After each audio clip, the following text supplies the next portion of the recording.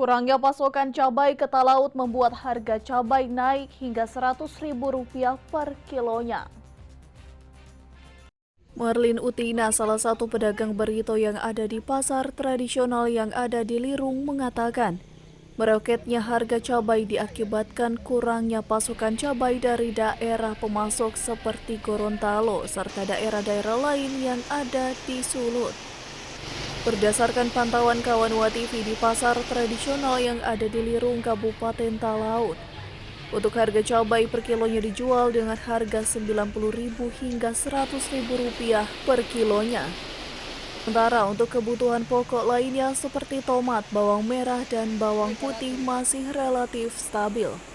Melonjaknya harga rica di daerah Talaut ini karena diakibatkan kurang pasokan rica dari daerah Gorontalo, sehingga untuk hari ini harga rica mencapai Rp90.000 per kilo, sedangkan harga tomat Rp8.000 per kilo, harga bawang merah Rp30.000 per kilo, harga bawang putih pun Rp40.000 per kilo.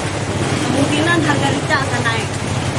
Ia mengatakan untuk tomat per kilonya dijual Rp8.000 per kilonya, bawang merah Rp30.000, sementara untuk bawang putih per kilonya dijual dengan harga Rp40.000.